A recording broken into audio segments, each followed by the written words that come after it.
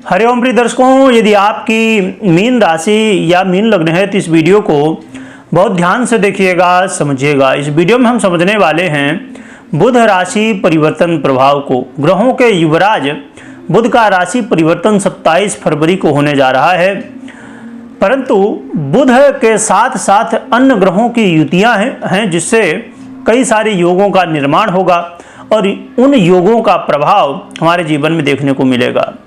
तो आइए सबसे पहले हम ग्रह स्थिति को समझ लेते हैं, फिर क्या फल मिलेगा और फिर क्या उपाय करने होंगे ये भी हम समझेंगे। तो ग्रह स्थिति की बात की जाए तो शुक्र और राहु दोनों ग्रह पहले से ही मीन राशि में विराजमान हैं, जिससे कि जड़ बुद्धि योग और लक्ष्मी नारायण योग का निर्माण होगा, जो कि ये बुध महाराज आपके लग्न भाव में ही गोचर कर रहे हैं। इसे केंद्र भी कहते हैं।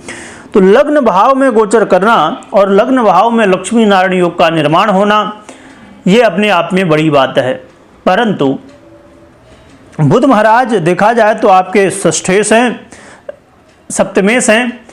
बुध महाराज आपके सप्तमेश हैं और साथ में सुखेश भी हैं। तो सप्तमेश और सुखेश होकर आपके लग्न में ही गोचर करना ये अपने आप में महत्वपूर्ण स्थिति बन जाती है, जो कि ये कारक ग्रह नहीं आपके लिए। और बुध जो है तो इसके साथ साथ चंद्रमा के साथ भी युति करेंगे, क्योंकि 1 मार्च को चंद्रमा भी मीन राशि में गोचर करना प्रारंभ कर देंगे। साथ में यहाँ ये भी देखने को मिलने वाला है कि त्रिग्रही योग और चतुर्ग्रही योग का भी निर्माण होगा। और यहाँ पर जब चंद्रमा 1 मार्च को आ जाएंगे तो यहाँ पर नीचत्व भंग भी हो जाएगा बुध का, जो कि 2.25 दिन के लिए रहने वाला है। परंतु उससे पहले यानी कि 27 फरवरी को जब यहाँ पर गोचर होगा तो 27 फरवरी को रात्रि में 11:46 यानी कि 11:15 बजे होगा। तो थोड़े समय बाद 28 तारीख लग चुकी होगी। तो 28 तारीख और फिर 1 तारीख 2 तारीख को छोड़ के और फिर आगे, क्योंकि बुध यहाँ पर 15 मार्च तक रहेंगे और फिर वक्र अवस्था को प्राप्त होंगे और कुंभ का फल देना शुरू करेंगे। बुध और शुक्र देखा जाए तो ये 3 मार्च को ही अपना गोचर बदलेंगे और ये कुंभ का फल देना शुरू कर देंगे। तो देखा जाए तो कई सारी ग्रह स्थितियां यहाँ बनने जा रही हैं और इनके प्रभाव भी हमें देखने को मिलेंगे। इसके अलावा केतु से भी दृष्ट होंगे बुध महाराज, तो इसका भी प्रभाव हमें देखने को मिलने वाला है।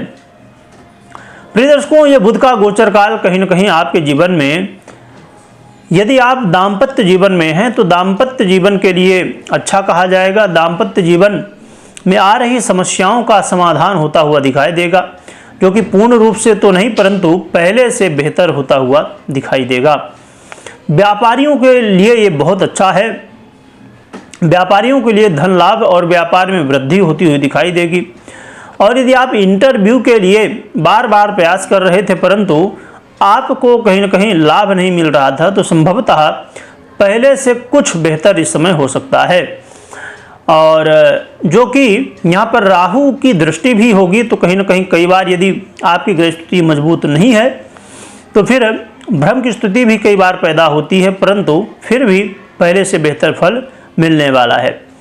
इसके अलावा देखा जाए तो एक बात का जरूर ध्यान रखना है कि मानसिक तनाव ना होने पाए, क्योंकि कई बार मानसिक तनाव की स्थिति बनेगी। और अपने विपरीत का पूर्ण सम्मान आप करें, मान सम्मान का ध्यान रखें। ऐसा कोई काम ना करें जिससे मान सम्मान में कमी आए। और आपको किसी भी व्यक्ति से यदि आप सलाह ले रहे हैं, कोई भी काम कर रहे हों चाहे, तो सलाह लेना तो ठीक है, परंतु आंख बंद करके भरोसा करना बिल्कुल भी ठीक नहीं रहने वाला है। इसलिए हो सकता है कि कोई ऐसा व्यक्ति जो आपका हितैषी हो, आपका मित्र हो, परंतु आपको धोखा दे सकता है। इसलिए आपको बहुत सावधानी के साथ कोई भी निर्णय लेना चाहिए। इस समय जल्दबाजी में बिल्कुल भी निर्णय ना लें, क्योंकि कई बार ऐसा होगा कि आप गलती करेंगे और बाद में फिर पछताना पड़ सकता है। खासकर प्रॉपर्टी से संबंधित भूमि भवन से संबंधित, लग्जरी से संबंधित चीज़ों से कोई भी डील करें यदि आप, तो इनमें विशेष सावधानी बरतें। और हो सकता है कि यदि आप स्वदेश यात्रा करना चाहते हों तो इसमें भी सावधानी के साथ यात्रा करें। और यदि आप चाहते हैं कि आप लोगों का सहयोग प्राप्त कर सकें, लोगों का सपोर्ट प्राप्त कर सकें, क्योंकि जो लोग ऐसा काम करते हैं जो पब्लिक से संबंधित है, उनके लिए बेहद ज़रूरी है कि आपको पब्लिक का सपोर्ट हो, लोगों का सपोर्ट हो। जैसे राजनेता हैं, या अब जैसे देखा जाए तो एक कोई बड़ा मैनेजर है, या और भी ऐसे बहुत सारे लोग जो कि पब्लिक से संबंधित काम करते हैं, जहाँ पर ज़्यादा लोग आपके हाथ के नीचे काम कर रहे हैं, तो ऐसे कामों में आपको विशेष सावधानी बरतनी चाहिए। और बुध महाराज का ये गोचर काल कई सारी स्थितियों से प्रभावित है, जैसे मैंने बताया ही, क्योंकि देखा जाए तो 1 मार्च से पहले यानी कि 28 तारीख को कुछ और फल होगा, फिर 1 मार्च से कुछ और फल होगा, फिर चंद्रमा सवा 2 दिन के लिए रहेंगे, फिर चंद्रमा हट जाएंगे, फिर शुक्र का भी परिवर्तन होगा, फिर खुद का बुध का परिवर्तन होगा। तो देखा जाए तो इन कुछ दिनों में ही, 10 से 15 दिनों में ही कई सारी ग्रह स्थितियों का प्रभाव देखने को मिलेगा। इससे हमें प्रभाव में भी परिवर्तन देखने को मिलने वाला है।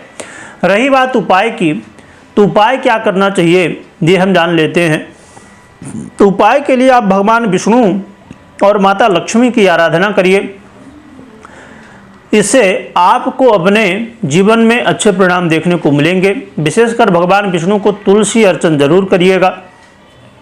और यदि आप चाहते हैं कि जो आपने सुना अभी या किसी भी वीडियो में आप सुनते हैं, ज्योतिष की राशिफल देखते हैं, सुनते हैं, तो वो सही है कि नहीं है आपके पर्सनली, क्योंकि हर एक व्यक्ति की अपनी अलग अलग कुंडली है और अलग अलग स्थितियां हैं। इसलिए ज़रूरी है कि आप कोई भी निर्णय लें तो सबसे पहले अपनी पर्सनल जन्म कुंडली का जरूर विश्लेषण करें या तो करवाएं। यदि आप खुद करना चाहते हैं तो ज़रूरी है कि ज्योतिष सीखें, ज्योतिष का ज्ञान हो।